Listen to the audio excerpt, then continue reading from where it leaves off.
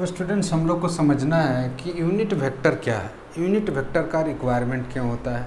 हमने अभी representation of vector पढ़ा था कि कैसे वेक्टर को रिप्रेजेंट करेंगे एरो से, और एरो का हेड जो होगा डायरेक्शन ऑफ वेक्टर बताएगा और लेंथ जो होगा मैग्नीट्यूड को बताएगा। लेकिन अगर सोचो हम लोग को ऐसे लिखना होता था, फोर्स इक्वस टू लिख रहे थे, अगर force equals to 20 meter east 20 newton east की तरफ, इस तरह से लिख सकते थे, या इससे लिखते थे 20 न्यूटन 30 डिग्री नॉर्थ ईस्ट, इस तरह से लिखते थे। तो यहाँ पर अब हम लोग चाह रहे हैं कि ये 30 degree north east, upward, downward, rightward, इसको रिमूव करके मैथमेटिकली लिखें, डायरेक्शन को डिनोट करें, मैथमेटिकली रिप्रेजेंट करें इस वेक्टर को, ऐसे अब नॉर्थ ईस्ट डाउनवर्ड लिखने के बजाय। तो इसके लिए क्या करेंगे स्टूडेंट्स, हम लोग यूज करेंगे यूनिट वेक्टर। यूनिट वेक्टर क्या होता है? यूनिट वेक्टर स्टूडेंट्स डायरेक्शन को बताता है, जिस डायरेक्शन में कोई फोर्स है उस डायरेक्शन को डिनोट करता है। यहाँ पर देखें, फॉर एग्जांपल अगर देखें तो एक मैं फोर्स ले रहा हूँ, इस पर फोर्स लग रहा है स्टूडेंट्स। अब हमें ये एक ऑब्जेक्ट है, इस पर एक फोर्स लग रहा है इस डायरेक्शन में, ठीक है, इस डायरेक्शन में फोर्स वेक्टर लग रहा है, मान लो 20 न्यूटन फोर्स। अब हमें डायरेक्शन नहीं दिया गया, सिर्फ फोर्स ऐसे लिखा गया इतना 20 न्यूटन। अब नॉर्थ ईस्ट वेस्ट साउथ लिख देंगे नहीं, तो इस डायरेक्शन को कौन रिप्रेजेंट करेगा? तो इसका अगर एफ कैप निकालो स्टूडेंट्स, एफ कैप, तो एफ कैप जो होगा वो डायरेक्शन को डिनोट करेगा, इस वेक्टर के डायरेक्शन को डिनोट करेगा। एफ कैप क्या है? यूनिट वेक्टर को रिप्रेजेंट करने का सिंबल। यहाँ पर देखें, अगर डिफिनीशन देखें तो यहाँ per unit vector A vector of unit magnitude and which direction that of the given vector, direction is that of the given vector, मतलब जिसका डायरेक्शन किस फोर्स के डायरेक्शन में, इस डायरेक्शन में फोर्स जिस डायरेक्शन में उसी डायरेक्शन में कोई भी वेक्टर है। अगर वेक्टर ए है, सपोज ये वेक्टर ए है, तो ए कैप क्या रिप्रेजेंट करेगा? अगर ये वेक्टर ए गिवन है हमें, तो ए कैप रिप्रेजेंट करेगा वेक्टर ए को, ए कैप रिप्रेजेंट करेगा वेक्टर ए के डायरेक्शन, मतलब जिस डायरेक्शन में वेक्टर ए है उसी डायरेक्शन को ए कैप डिनोट करेगा। यहाँ पर एफ कैप क्या डिनोट करेगा? इस डायरेक्शन को डिनोट करेगा। अब नॉर्थ ईस्ट साउथ जैसे हम लोग लिख रहे थे, force equals to 20 newton north 20 newton east, ऐसे हम लिखा। अब यहाँ पर ईस्ट लिखने के बजाय हम लोग फोर्स इक्वस टू डायरेक्शन ऐसा लिख सकते हैं, एफ कैप लिख सकते हैं students. F vector equals to magnitude force 20 newton F cap लिख देंगे, है ना। यहाँ पर ऐसे magnitude of force into F. अब ये क्या डिनोट कर रहा है? डायरेक्शन को डिनोट कर रहा है, और ये मैग्नीट्यूड को डिनोट कर रहा है, एफ मैग्नीट्यूड ऑफ वेक्टर। तो ऐसे देखें यहाँ पर ये वेक्टर ऐसे डिफाइंड भी होता है, vector equals to vector divide by magnitude of vector divide by magnitude. अगर इसको क्रॉस मल्टीप्लाई करें तो क्या हो जाएगा? Vector A will become vector A equals to mod of vector A into A cap. तो ये रिप्रेजेंट कर रहा है डायरेक्शन को, एक मैग्नीट्यूड डिनोट कर रहा है। अब यहाँ पर देखें, इससे कंपेयर करें तो 20 न्यूटन फोर्स ईस्ट किसको रिप्रेजेंट? डायरेक्शन को रिप्रेजेंट कर रहा है, और 20 न्यूटन मैग्नीट्यूड्स को डिनोट कर रहा है, और ये फोर्स वेक्टर का जिस डायरेक्शन में उस डायरेक्शन को रिप्रेजेंट कर रहा है। इस फोर्स वेक्टर का डायरेक्शन किधर था? ईस्ट था। अब यहाँ ईस्ट लिखने के बजाय हम लोग एफ कैप यूज कर लेंगे, ठीक है। जैसे कोई भी अगर डायरेक्शन दिया तो आप देख सकते हैं कि यूनिट वेक्टर डायरेक्शन को डिनोट कर रहा है। इसका मैग्नीट्यूड यूनिटी होता है स्टूडेंट्स, यूनिट मैग्नीट्यूड होता है। कैसे सर यूनिट मैग्नीट्यूड कैसे होता है? मान लो फोर्स इक्वल टू लिख दिया मैंने 20 न्यूटन नॉर्थ ईस्ट, ओके, इस तरह से लिखा हुआ। अब हमें क्या चाहिए? इसको रिप्रेजेंट करना, तो हमें एफ कैप निकालना है। डायरेक्शन क्या हो जाएगा? कैसे एफ कैप डायरेक्शन को डिनोट करता है? Magnitude of vector north east divided by a newton है, magnitude of the vector 20 newton, cancel it will become 1 into east north east. तो ये क्या बचा? एफ कैप क्या है? किसके इक्वल आ रहा है? मैग्नीट्यूड 1 है इसका, एंड ये डायरेक्शन को डिनोट कर रहा है। एफ कैप डायरेक्शन को डिनोट कर रहा है स्टूडेंट्स, और फोर्स वेक्टर जिस डायरेक्शन में फोर्स वेक्टर था उसी डायरेक्शन को डिनोट कर रहा है, नॉर्थ ईस्ट, ठीक नहीं। तो इस तरह से एफ वेक्टर का यूज करेंगे और हम लोग north east south upward downward leftward के बजाय हम लोग एफ कैप लिख सकते हैं, जो इसका मैग्नीट्यूड यूनिट था और डायरेक्शन जो होगा वेक्टर के डायरेक्शन में होगा।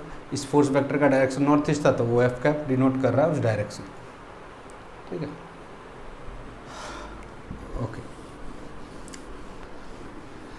स्टूडेंट्स। ऑर्थोगोनल वेक्टर भी होता है, ऑर्थोगोनल यूनिट वेक्टर।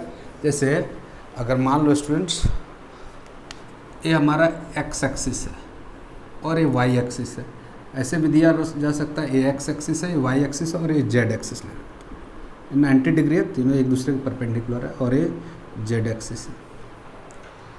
अब इसको ऑर्थोगोनल वेक्टर क्या बोलते हैं? इसको देखो आई कैप से डिनोट करते हैं, एक्स एक्सिस को अलाउंग आई कैप से डिनोट करते हैं, स्मॉल आई कैप, और इसको स्मॉल जे कैप से डिनोट करते हैं इस तरह से, और इसको स्मॉल के कैप से इस तरह से डिनोट करते हैं। अगर कोई फोर्स एक्स डायरेक्शन में लग रहा है तो उसको हम लोग फोर्स ऑफ वेलोसिटी हो तो उसको आई कैप लिख सकते हैं। सर थोड़ा और इसको इलेबोरेट करो, बताता हूँ स्टूडेंट्स। ये देखो, ये तो इसका जैसे फॉर एग्जांपल एक फोर्स लग रहा है स्टूडेंट्स, एक पर्सन फोर्स अप्लाई कर रहा है इस डायरेक्शन में 20 न्यूटन।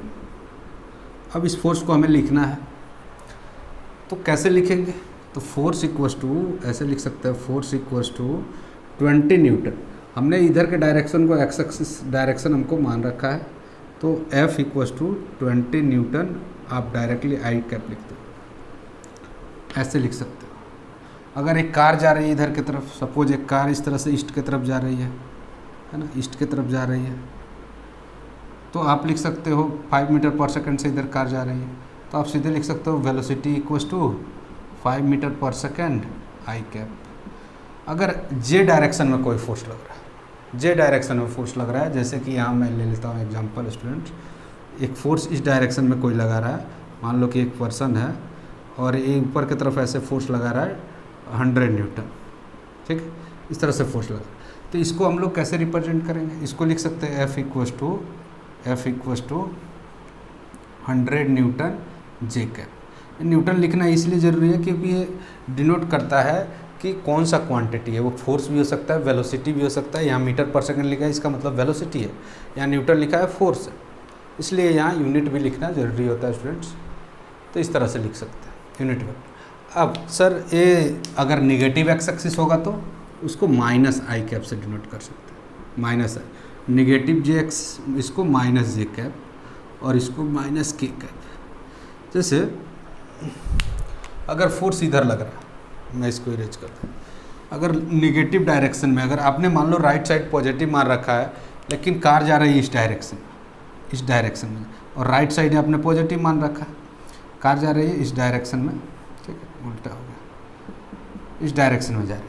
तो अब मान लो 20 मीटर पर सेकंड आपने लिखा है, यहाँ पर वेलोसिटी 20 मीटर पर सेकंड से लेफ्टवर्ड जा रही है, आपने राइट साइड पॉजिटिव मान रखा है, तो वेलोसिटी क्या लिखोगे? वेलोसिटी इक्वल्स टू माइनस, ऐसे लिख सकते हैं 20 मीटर पर सेकंड माइनस आई कैप, क्योंकि निगेटिव एक्स एक्सिस के अलॉन्ग जा रहा है, और इसको ऐसे लिख सकते हैं माइनस 20 मीटर पर सेकंड आई कैप भी लिख सकते हैं, माइनस साइन बाहर आ सकता है, तो ये करेक्ट हो। तो ये आई कैप जे कैप वाई, ये जो है एक्स एक्सिस के अलॉन्ग, वाई एक्सिस के अलॉन्ग और जेड एक्सिस के अलॉन्ग फोर्स, इस तरह से लिख सकते हैं। अब जैसे यहाँ पर लिखते तो 20 Newton force along x axis, अब अलॉन्ग एक्स एक्सिस लिखने के बजाय आई कैप लिख दो। 20 metre per second velocity of car 20 metre per second towards negative x axis और अलॉन्ग निगेटिव एक्स एक्सिस, तो आप इस तरह से सीधे लिखो 20 मीटर पर सेकेंड माइनस आई कैप। इस सिंपल यूनिट वेक्टर जो है डिनोट किया जाता है डायरेक्शन को डिनोट करने के लिए, इसको ऑर्थोगोनल यूनिट वेक्टर भी बोलते हैं, orthogonal unit vector, orthogonal unit vector, ठीक है। आप इसको पॉज करके नोट डाउन कर लें, मैं इसको इरेज कर देता हूँ।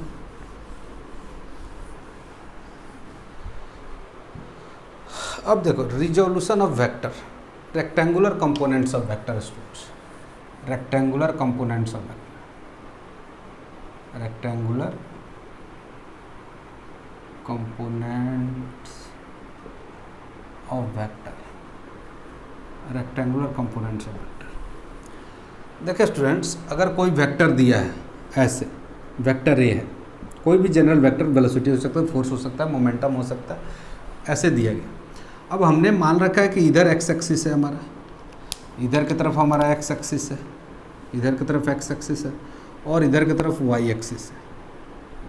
अब इसको आई कैप जे कैप के फॉर्म में कैसे लिखेंगे सर? ये गिवन रहेगा, थीटा हमें गिवन रहेगा। ए इक्वल टू मान लो 20 मीटर ले रहता हूँ फॉर एग्जांपल, 20 मीटर है, हमें थीटा भी गिवन रहेगा, ऐसे थीटा का वैल्यू कुछ गिवन रहेगा 37 डिग्री, इस तरह से थीटा गिवन रहेगा।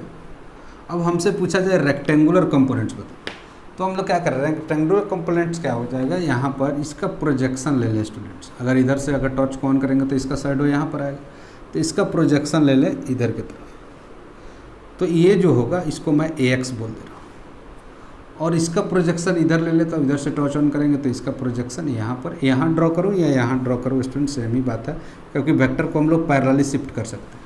और कोई वेक्टर ऐसे यहाँ ड्रॉ किया गया है, अगर सेम लेंथ और डायरेक्शन सेम है तो दोनों सेम ही है स्टूडेंट, क्योंकि लेंथ भी सेम है और डायरेक्शन भी सेम है। तो अगर ये वेक्टर ए है तो ये भी वेक्टर ए ही होगा स्टूडेंट, पैरेलली स्लाइड कर सकते हैं, कोई दिक्कत नहीं है ना। तो रेक्टेंगुलर कंपोनेंट्स ये हो जाएगा, इसका कंपोनेंट ए एक्स और ये हो जाएगा ए वाई। सर ये क्या है ए एक्स ए वाई? अब इसका ये लेंथ डिनोट कर रहा है, ये लेंथ जो है इस डायरेक्शन में। जैसे सपोज यार स्टूडेंट्स आपका डिस्प्लेसमेंट यहाँ 20 मीटर है, तो आप ए एक्स डिस्टेंस इधर की तरफ चले और ए वाई डिस्टेंस इधर की तरफ, तो यहाँ पहुँच जाएंगे, आपको पहुँच जाए। तो आपको इसको ऐसे लिख सकते हैं, a x i cap plus a y j cap. आप वेक्टर ए को इस तरह से लिख सकते हैं, a vector A equals to a x i cap plus a y j cap, इस तरह से लिख सकते हैं। तो इधर से आप यहाँ ए एक्स गए और यहाँ से ए वाई गए, तो यही पोजीशन पर पहुँच जाएंगे, 20 मीटर इसका डिस्प्लेसमेंट होगा। इसको बोलते हैं हम लोग रेक्टेंगुलर कंपोनेंट, ए एक्स और ए वाई। सर इसका वैल्यू कैसे निकालेंगे? ए गिवन रहेगा, हमें थीटा गिवन रहेगा, और हमें ए एक्स निकालना है, ए कंपोनेंट निकालना है, ये वाला रेक्टेंगुलर इसलिए बोलते हैं क्योंकि 90 डिग्री पर दोनों है, ठीक है। इसको ए एक्स और ए वाई के फॉर्म में लिख सकते हैं। इन दोनों को ऐड करेंगे तो यही वेक्टर आएगा। हम लोग जब वेक्टर एडिशन मैं बता रहा हूँ किस तरह से वेक्टर को ऐड करना है, तो आपको समझ में आएगा स्टूडेंट्स। अब देखिए यहाँ पर ये एंगल थीटा है स्टूडेंट्स, गिवन है कि ये एंगल थीटा है, तो हमें कैलकुलेट करना है, we have to calculate a x. Now for this angle this will be perpendicular, a y will be perpendicular and a x will be base. We have to calculate a x, we can apply cos theta. cos theta equals to base divided by hypotenuse, that is base equals to a x और hypotenuse equals to a mod of vector। length denotes magnitude, length denotes magnitude denoted by mod A, where we can find ax equals to mod of A cos theta, mod of A cos theta। Similarly we have to find ay, we can apply sin theta because we have to find perpendicular, that is ay, and hypotenuse is given, theta is given, we will apply sin theta because sin theta equals to perpendicular divided by hypotenuse, that is ax ay divided by mod of A, है कि नहीं students, mod of A। तो यहाँ पर आप A Y का value calculate कर सकते हैं, you can easily calculate A Y equals to mod of A into sine theta, mod of A sine theta. इस तरह से हम लोग कैलकुलेट कर सकते हैं। अगर देखिए यहाँ 20 मीटर है, एंगल 37 डिग्री है, तो आसानी से हम लोग कैलकुलेट कर सकते हैं ए वाला लेंथ कितना होगा। आप इसको नोट डाउन कर ले, मैं यहाँ एक एग्जांपल लेके आपको बता देता हूँ। जैसे कि हमें ये दिया गया है स्टूडेंट्स 10 मीटर लेंथ है, 10 मीटर लेंथ, और ये हमारा एक्स एक्सिस है, ये एक्स एक्सिस है और ये वाई एक्सिस है। हमें रेक्टेंगुलर कंपोनेंट चाहिए, मतलब ए वाला लेंथ हमें दिया गया, एंगल दिया है 37 डिग्री। अब यहाँ से कैलकुलेट करें ए वाला एंगल लेंथ, तो a x equals to we can write mod of a, this is vector a and magnitude equals to 20 newton. तो mod of a 10 cos 37, this length will be cos 37। अब देखिए जिसके साथ angle बना रहा है वो cos हो जाएगा, और जिसके साथ एंगल नहीं बना रहा है वो साइन हो जाएगा, क्योंकि ये बेस हो रहा है और ये हाइपोटेनस होगा। तो जो बेस होगा वो हमेशा ये cos थीटा होगा, और जो हाइपोटेनस होगा यहाँ पर तो ये साइन थीटा हो जाएगा, यहाँ हो जाएगा 10 साइन 37। अभी कैलकुलेट कर सकते हैं साइन 37 का वैल्यू, इसमें साइन 37 का वैल्यू 3/4 हो 3/5 होता है,